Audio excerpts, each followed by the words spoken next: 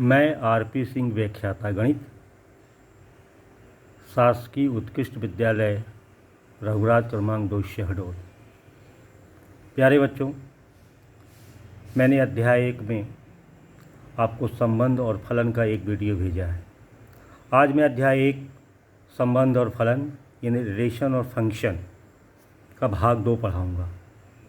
इसके पहले के वीडियो भाग 1 में आपने देखा है विषय वस्तु क्रमित युग्म ऑर्डर पेयर, कार्तीय युग्म यानी कार्टीजन प्रोडक्ट और स्वैच्छ कार्तीय गुणन यानी आर्बिट्ररी कार्टीजन प्रोडक्ट। ये पहले वीडियो में आप देख चुके हैं। आज के भाग 2 में मैं आपको बताने जा रहा हूँ संबंध यानी रिलेशन। पहला आपका विषय वस्तु आज का है संबंध यानी रिलेशन। दूसरा है किसी संबंध का प्रांत, सह प्रांत और परिसर। किसी संबंध का प्रांत, सह प्रांत और परिसर यानी domain, codomain and range of a relation. अगला विषय वस्तु है प्रतिलोम संबंध यानी इन्वर्स रिलेशन क्या होता है। इसके बाद इसी संबंधित कुछ प्रश्न उदाहरण के मैं लूँगा। तो चलिए शुरू करते हैं आज का पाठ। हमारा पहला है संबंध। संबंध यानी रिलेशन, ध्यान से देखिए, समुच्चयों के अवयवों के बीच संबंध को निरूपित करने के लिए जिस संरचना या स्ट्रक्चर का प्रयोग किया जाता है उसे हम संबंध कहते हैं। इसी आधार पर इसकी हम परिभाषा करें तो परिभाषा इस प्रकार से होगी संबंध की। ध्यान से देखें, माना कि ए और बी दो अरिक्त समुच्चय हैं। दो कैसे समुच्चय हैं? अरिक्त, खाली नहीं है। तब समुच्चय ए से, ध्यान दीजिए, तब समुच्चय ए से समुच्चय बी में एक संबंध, कैपिटल आर लिखे, एक संबंध आर, समुच्चय ए क्रॉस बी। ए क्रॉस बी कल मैंने आपको बताया था। ए क्रॉस बी को हम क्या बोलते हैं बताइए? कार्तीय गुणनफल। ए क्रॉस बी के प्रत्येक क्रमित युग्म जैसे ए कॉमा बी के लिए निम्नलिखित कथनों में से ठीक एक को निर्दिष्ट करता है। कोई भी क्रमित युग्म को हम देख करके क्या बता सकते हैं? समुच्चयों के बीच ये कह सकते हैं कि ए अथवा बी, ए अवयव बी से संबंधित है। ए बी से संबंधित है अगर क्रमित युग्म में है। हम इसको क्या लिखते हैं? इसे A R B, A related B लिखते हैं। इसको क्या पढ़ते हैं? ए रिलेटेड बी लिखते हैं। दूसरा ये हो सकता है कि क्रमित युग्म में हमारा ए अथवा बी से संबंधित नहीं है, ऐसा क्रमित युग्म नहीं बन रहा हो, तो इसे हम A is not related to B कहते हैं। A is not related to B लिखते हैं।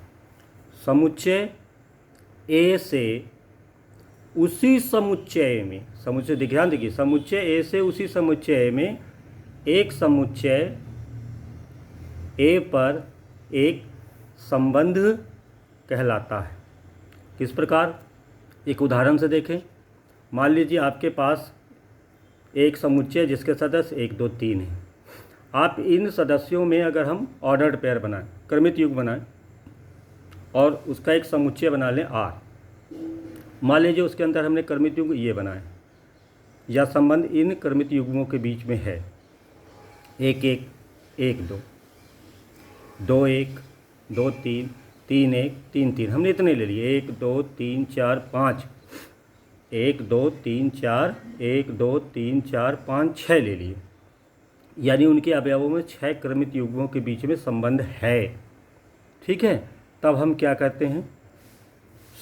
तब आर जो है संबंध, जो आर समुच्चय ए पर ए पर परिभाषित एक संबंध है।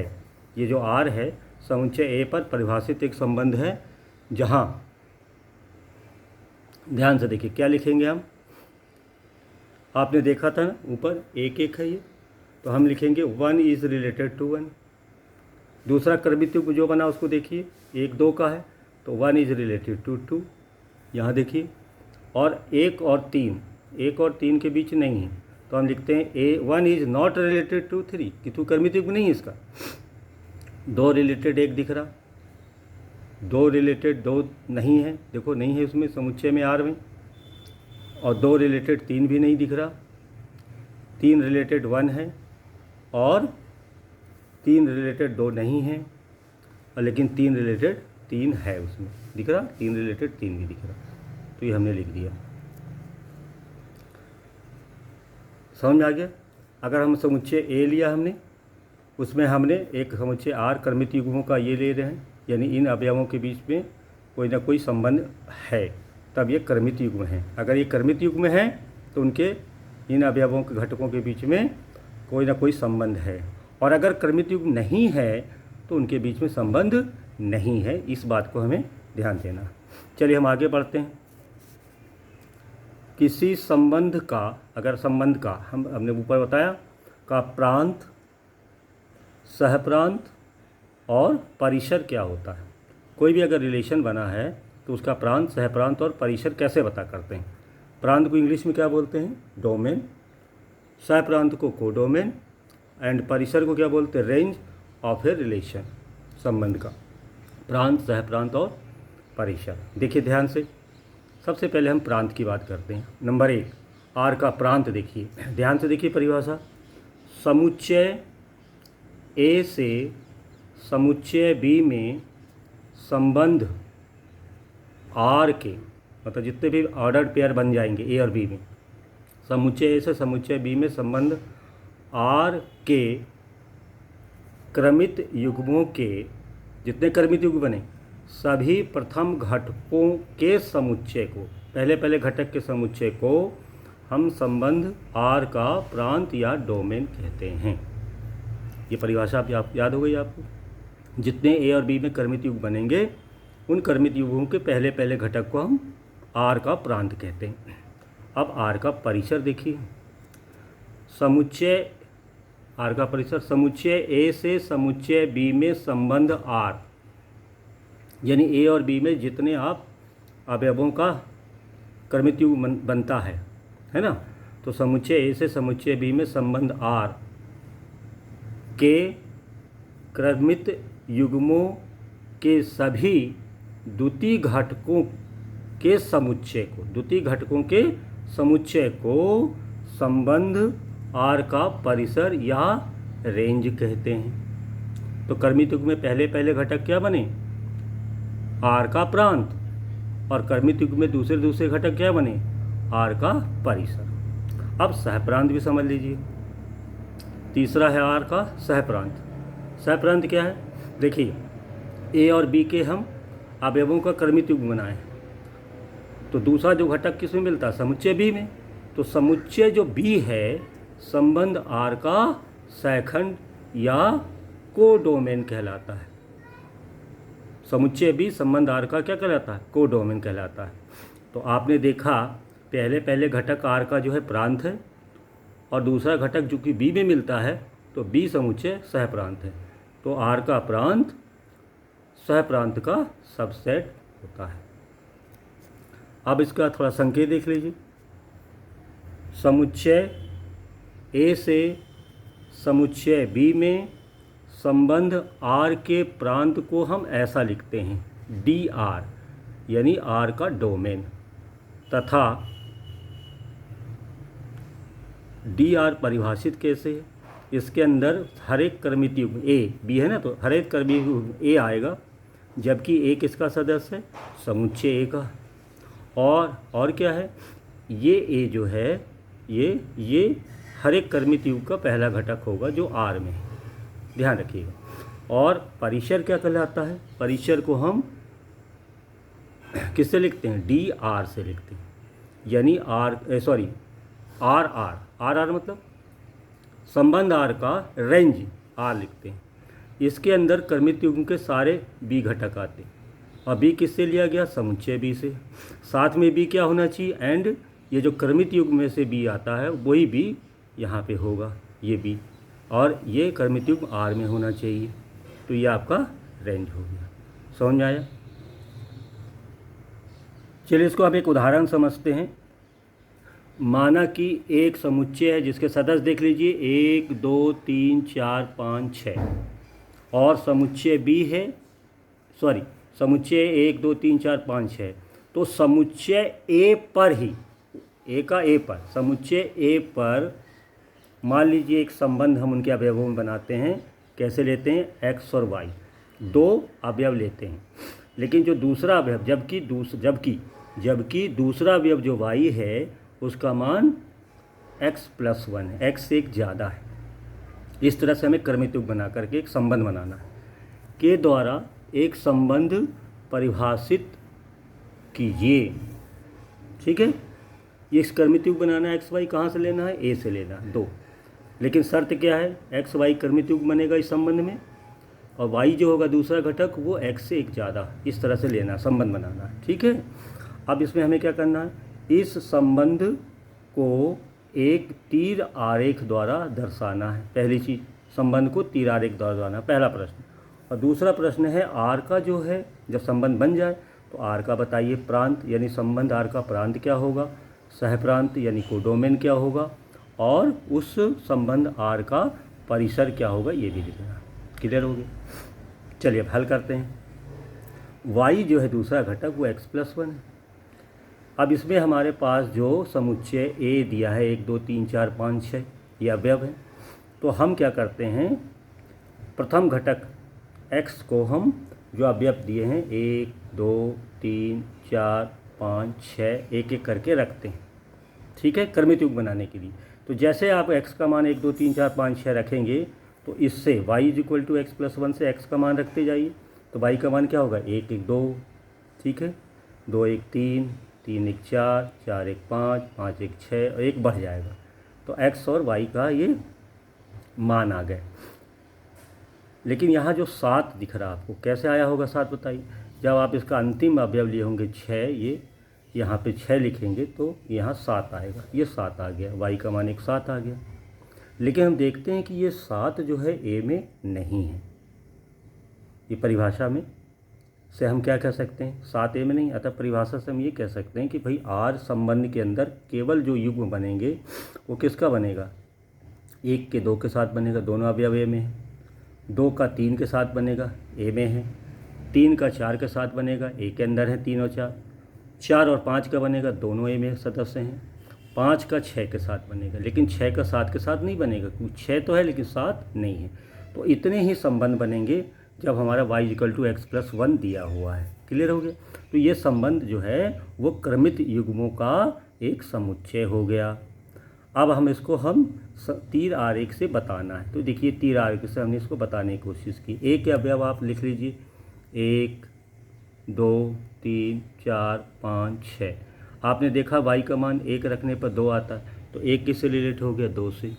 2 हो गया, 1 बढ़ गया 3 से, 3 हो गया 4 से, 4 हो गया 5 से, और 5 हो गया 6 से। 6 का इसमें संबंध नहीं है। तो ये आपको आर को हम तीर आरेख से बताने का एक तरीका है। क्रमित युग्म में तो लिखते हैं, क्रमित युग्म में समुच्चय लिख दिया, तो ये भी आर है, ऊपर देखिए ये, और इसको हम संगत तीर आरेख से भी प्रदर्शित कर सकते हैं। समझ में आ गया? द्वितीय भाग था कि आर अगर बन गया तो उसका प्रांत, परिसर और सहप्रांत बनाना है। ठीक है, द्वितीय भाग में परिभाषा से स्पष्ट है, जैसा अपन ऊपर पढ़ा था, प्रांत, परिसर और सहप्रांत की परिभाषा से स्पष्ट यहाँ है। देखिए इसको कैसे लिखेंगे, आर का प्रांत, इसको हम लिखते हैं डोमेन ऑफ रिलेशन, DR। क्या होता है, जो आर आपके बने, आर समुच्चय के जो क्रमित युग्म बने, तो आर के सारे क्रमित युग्मों के, आर के प्रथम घटकों का समुच्चय। तो क्या होगा, DA। जितने क्रमित युग्म बने हैं उनका पहला पहला सदस्य सब आ जाएंगे। तो कितने किसका किसका बना था, 1 का जोड़ा बना था, 2 का, 3 का, 4 का और 5 का, 6 का नहीं आया था। तो ये आपका आर का डी बन गया, मतलब डोमेन ऑफ रिलेशन आर, इसको डी आर बोलते हैं, यानी संबंध आर का प्रांत। डोमेन माने प्रांत। ये आ गया एक समुच्चय, तो एक समुच्चय ही निकल आया। अब है आर का सह प्रांत। सह प्रांत के लिए हमने क्या बताया था? समुच्चय ए जो है, जिसके अंतर्गत सदस्य क्या थे? 1 2 3 4 5 6। चूँकि हम पहला घटक इसी समुच्चय से बनाते हैं, इसलिए आर का ये समुच्चय ए क्या कहलाता है? सह प्रांत कहलाता है। समझ में आया? ठीक है, ए का ए में बनाते हैं, तो दूसरा अवयव जहाँ मिलता था, तो जहाँ मिलता है दूसरा अवयव यानी दूसरा घटक क्रमित युग्म का जिस समुच्चय में मिलता है, तो ए का ए में बना, तो ए का सहप्रांत जो है समुच्चय ए हो गया।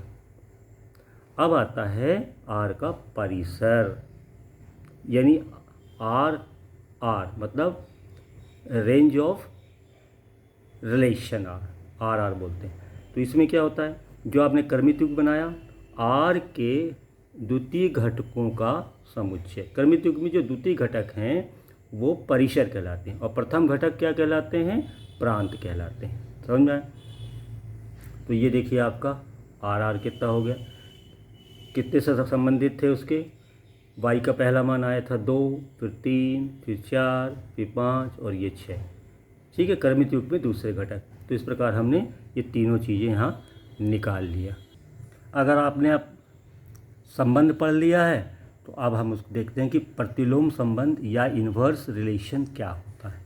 तो इसके लिए देखिए, माना कि आर समुच्चय ए से समुच्चय बी में कोई संबंध है। माना आर जो है समुच्चय ए से बी में कोई संबंध है, तब आर का प्रतिलोम यानी इन्वर्स ऑफ आर, जिसे हम r⁻⁻1 आर इन्वर्स बोलते हैं, से प्रकट करते हैं। समुच्चय बी से समुच्चय ए में वह संबंध है जिसमें वे क्रमित युग्म होते हैं, जिनके क्रम उलटने से आर में आ जाते हैं। इसका मतलब इस प्रकार हम परिभाषा से कह सकते हैं कि आर इन्वर्स में जो क्रमित युग्म बनेंगे बी से, यानी बी ए बनेगा, समुच्चय बी से समुच्चय ए का, जबकि इसका उल्टा अगर देखें ए और बी वो आपस में आर समुच्चय के सदस्य हैं। ठीक है, तो अगर ए और बी आर के सदस्य हैं, संबंध के सदस्य हैं, तो और बी ए जितना भी क्रमित युग्म बनेगा वो आर इन्वर्स का होगा, यानी आर का प्रतिलोम होगा। इसको एक उदाहरण से समझते हैं।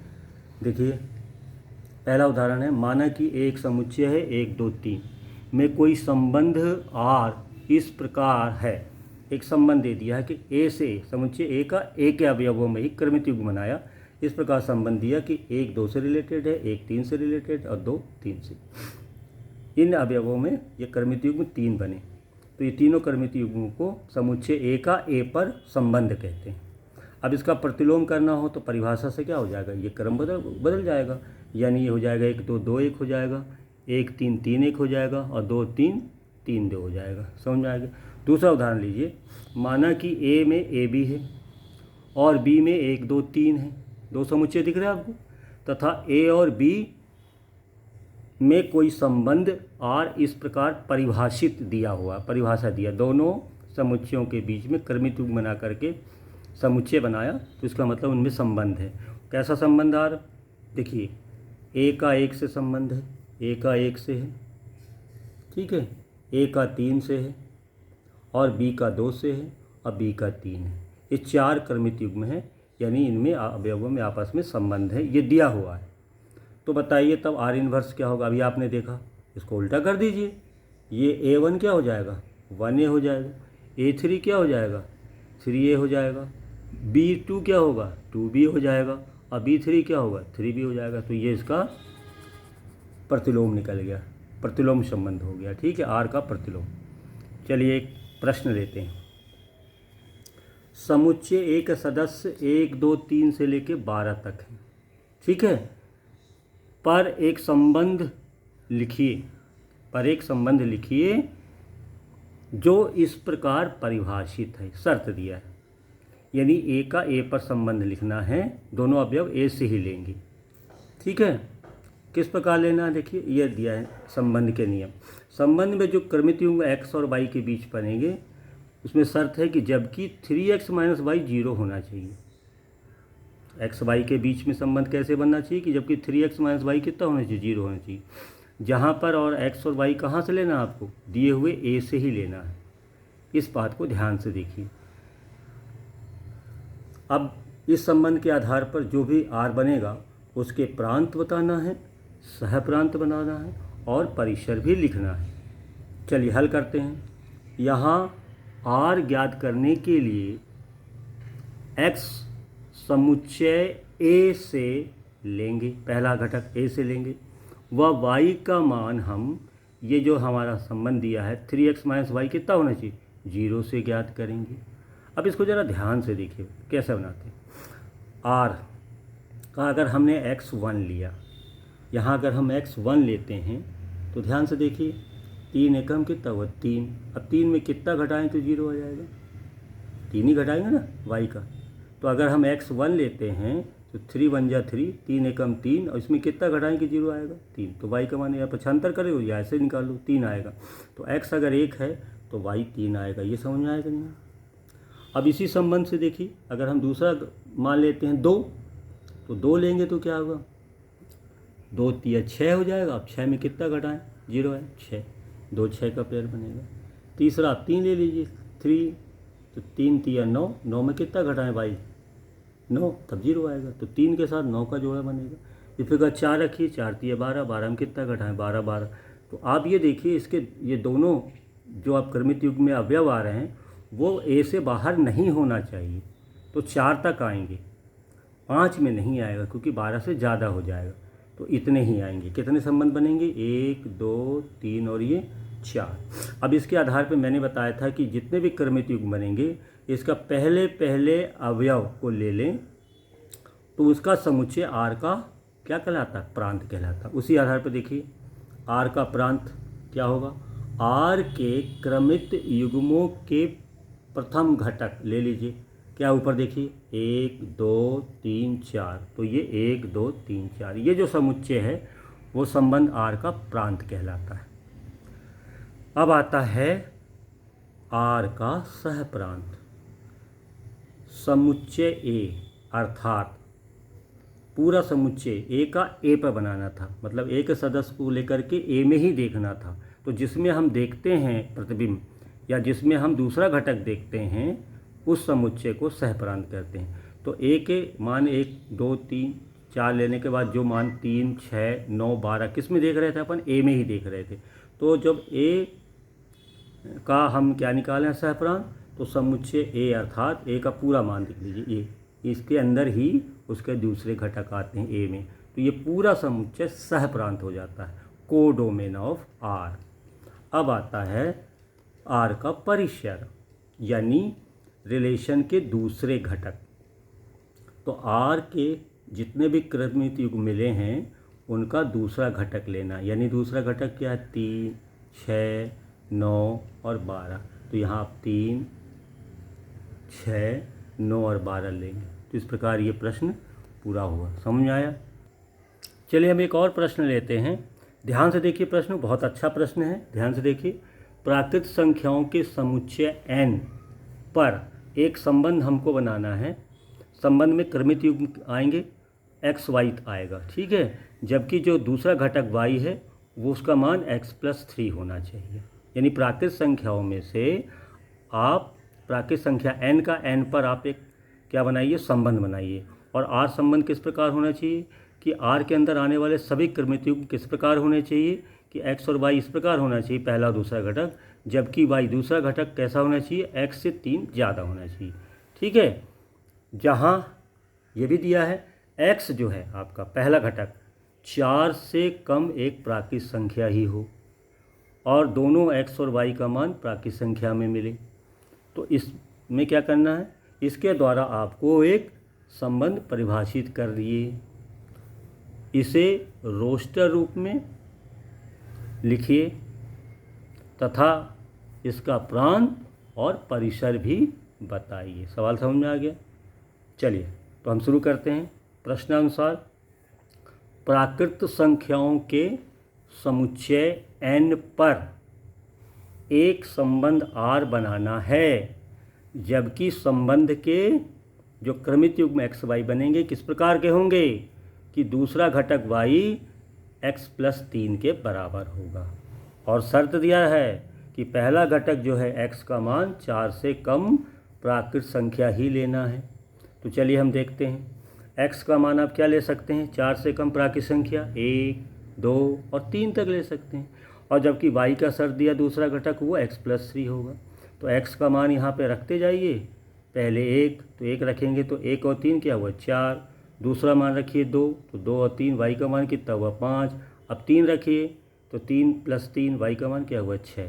तो ये 3 जोड़े बने, 3 क्रमित युग्म बने। तो आपका प्राकृत संख्या का प्राकृत संख्या पर संबंध उपरोक्त शर्त से r क्या बना? ये पेयर बन गए क्रमित युग्म। 1 4, 2 5, 3 6। ये 2 और 3 ये बन गए। r आ गया बेटा। चलिए अब आगे बढ़ते हैं। अब आप बताइए, सीख चुके हैं r का प्रांत क्या होगा बताइए। r के क्रमित युग्म जितने हैं उनके प्रथम घटक का समुच्चय। तो r के प्रथम घटक का समुच्चय देख लीजिए, 1 2 और 3, पहला। तो इसका मतलब क्या हुआ? 1 2 3 बन गए। यानी आप डोमेन ऑफ r क्या बना? 1 2 3 का एक सेट बन गया, समुच्चय बन गया। r का परिसर क्या बताया था मैंने? r के क्रमित युग्म का द्वितीय घटक, दूसरा भाग देख लीजिए तो क्या बनेगा? 4 5 और 6। तो दूसरा घटक 4 5 6, इसको क्या लिखते हैं? r, range of relation r। 4 5 6 का एक सेट बन गया। आसानी से समझ में आ गया। चलिए अब एक और प्रश्न देखिए। संबंध r जो दिया है वो दिया है इस तरह से क्रमित युग्म बनेंगे, x और दूसरा घटक होगा उसका q, x³ होगा। जबकि संख्या x क्या है? 10 से कम एक अभाज्य संख्या है। ध्यान रखिएगा, पहला जो घटक x है उस किस तरह होना चाहिए? 10 से कम एक अभाज्य संख्या है। तो इसका r बना करके उसको रोस्टर फॉर्म में लिखना समुच्चय को, और इसके साथ जो r बन गया उसके आपको प्रांत और परिसर भी लिखना है। चलिए आगे करते हैं। देखिए सबसे पहली बात तो ये देखिए कि 10 से कम अभाज्य संख्या आप बताइए कौन कौन से होते हैं? 2 होता है, 3 होता है, 5 होता है और 7 होता है। तो इस प्रकार x के मान आपने निश्चित हो गए 2 3 5 और 7। तो देखिए x का मान 2 3 5 7 आ गया।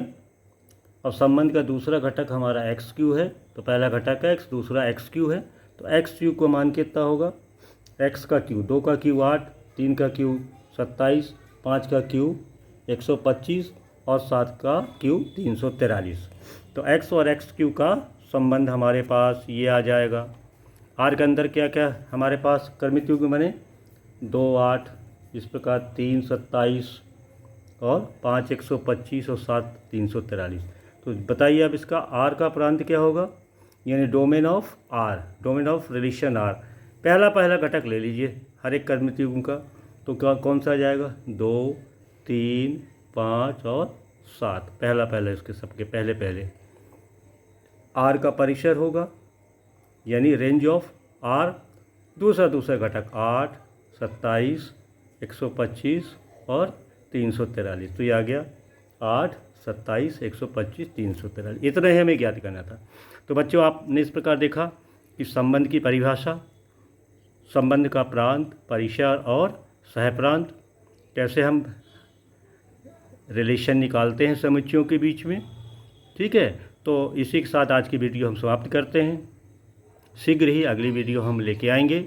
हम आपसे अनुरोध करते हैं कि आप जो अध्याय 1 में पढ़ रहे हैं संबंध और फलन, इसका भाग 1 और भाग 2 देखते रहें।